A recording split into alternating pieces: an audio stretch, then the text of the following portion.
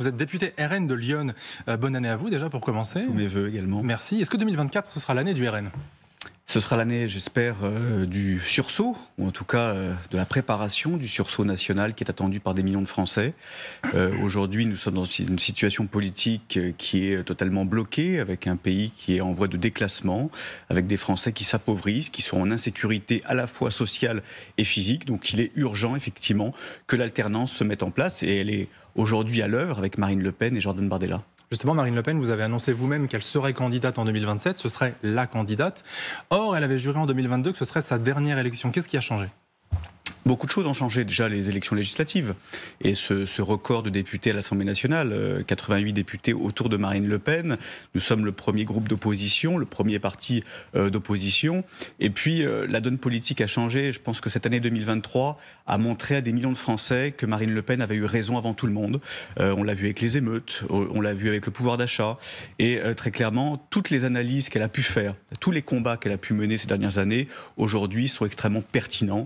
Et les Français lui reconnaissent cette clairvoyance, ce courage, cette lucidité, et puis aussi une certaine droiture dans la conduite des affaires de l'État qu'elle pourrait exercer demain. Est-ce que ce n'est pas simplement parce que Marine Le Pen ne voit pas d'autres candidats qu'elle pour le faire ? Bien au contraire, Marine Le Pen l'avait dit il y a quelques années, elle, vous savez, elle n'est pas obnubilée par la présidentielle. Elle sert les Français, elle considère... Mais entre le vouloir et le pouvoir, il y a peut-être tout un monde. Elle a en tout cas l'intention de redresser notre pays, de sauver notre peuple qui est aujourd'hui très clairement menacé par des périls immenses, que ce soit l'islamisme, que ce soit le communautarisme, que ce soit le déclassement social, dans une mondialisation aujourd'hui qui est une menace pour les Français, notamment les plus modestes. Donc Marine Le Pen, elle est là pour servir. Très clairement, si en 2027, elle n'est pas la candidate la mieux placée, elle l'avait dit auparavant, elle n'a aucun mal à se retirer. Pour l'instant, c'est la candidate naturelle de notre camp, et je pense que des millions de Français voient en elle la future présidente de la République. Et pourquoi pas Jordan Bardella, il est extrêmement bien placé dans les sondages, extrêmement populaire. Il y a même un sondage qui a montré qu'il était parmi les 50 personnalités préférées des Français. C'est le seul politique à y être.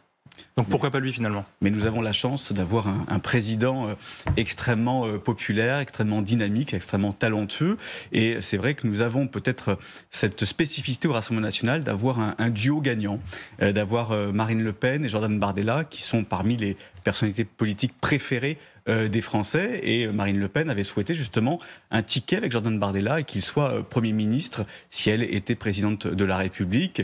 Et en cas de dissolution, ce serait Jordan Bardella qui représenterait notre mouvement à Matignon. Donc il ne faut pas opposer l'un et l'autre. Il ne faut pas opposer l'un et l'autre. Je pense qu'on a un duo qui est extrêmement complémentaire, qui parle à des millions de gens. Moi, je le vois sur le terrain. On me parle autant de Marine Le Pen que de Jordan Bardella. Et très clairement, nous avons la chance, au sein du Rassemblement national, d'avoir ces deux figures, ces deux personnalités d'État qui pourront demain exercer des responsabilités majeures. Vous avez suivi, comme beaucoup de Français, j'imagine, les vœux d'Emmanuel Macron. Qu'est-ce que vous en avez pensé ? Rien. Et c'est malheureux. C'est vrai que les vœux d'Emmanuel Macron, année après année, sont de plus en plus crépusculaire. Déjà sur la forme, on a l'impression qu'il n'avait pas envie. Voilà, il lisait son prompteur, il n'y a pas d'élan, il n'y a pas d'enthousiasme, il récite ses éléments de langage. Et sur le fond, on voit bien qu'il est déconnecté des souffrances aujourd'hui des Français. À part quelques lieux communs, quelques slogans, on ne voit pas de vision pour le pays, si ce n'est tenir, encore tenir, les quelques années qui lui restent. Sauf si on estime qu'effectivement, il voulait garder un petit peu de matière pour sa grande intervention de janvier. Là, vous croyez peut-être qu'il pourra surprendre, annoncer quelque chose de concret ? Après 7 ans, ça fait 7 ans qu'on endure Emmanuel Macron, qu'on subit ses promesses, qu'on subit ses intentions. Et très clairement, il n'y a rien de nouveau. Emmanuel Macron, aujourd'hui, les Français le connaissent par cœur, connaissent par cœur son style, connaissent par cœur ses échecs, connaissent aussi son mépris et ses insultes à l'endroit du peuple français. Donc très clairement, il n'y a plus rien à attendre de lui, il n'y a aucun renouvellement à attendre de cette classe politique. Le seul renouvellement, il sera électoral, il sera démocratique. Ceux qui ont échoué doivent être sortis et il faut de nouvelles personnes, il faut de nouvelles politiques, il faut un nouveau logiciel et très clairement, il faut l'alternance que nous portons au Rassemblement national. Vous vous insurgez aussi contre le bilan des incidents de la soirée de la Saint-Sylvestre. Qu'est-ce que vous reprochez à Gérald Darmanin exactement ? Je lui reproche le mensonge, la manipulation.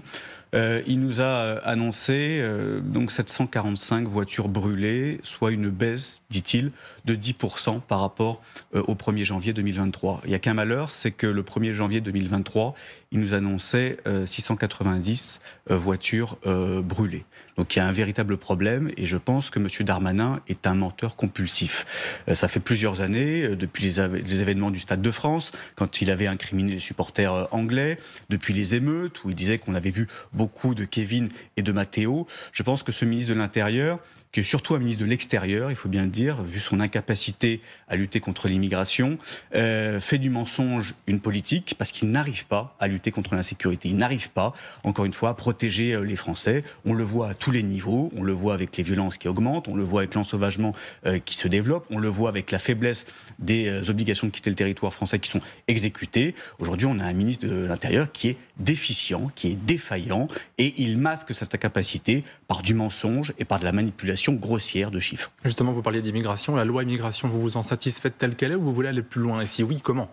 On veut aller beaucoup plus loin. C'est une petite loi avec quelques avancées, effectivement avec un durcissement par rapport à ce qui se faisait. Une victoire idéologique, disait Marine Le Pen. Victoire idéologique, et notamment celle de la priorité nationale. Vous savez, ça fait des années qu'on nous dit, qu'on nous taxe d'être extrémistes parce qu'on demande la priorité nationale. La priorité nationale qui est appliquée dans 95% des pays du monde. C'est-à-dire que vous et moi, citoyens français, ayons plus de droits que les étrangers. Ça s'applique partout. Donc c'est une victoire idéologique. Mais il faut aller beaucoup plus loin. Et ça passera par le référendum qui est demandé par Marine Le Pen avec une grande réforme constitutionnelle pour justement qu'il y ait un tournant migratoire et pour que nous puissions redonner aux Français la capacité de maîtriser leur destin. Pourquoi sous forme de référendum ?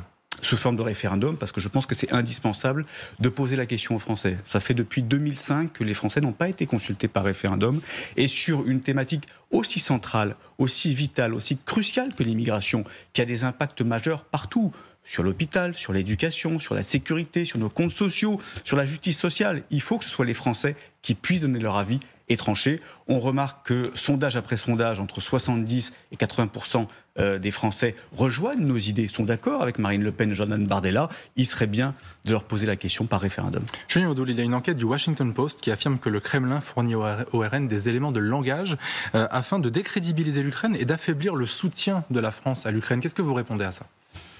Écoutez, exemple à l'appui. Oui, écoutez, le Rassemblement national, Marine Le Pen, ont dénoncé dès le premier jour l'attaque odieuse de la Russie contre l'Ukraine.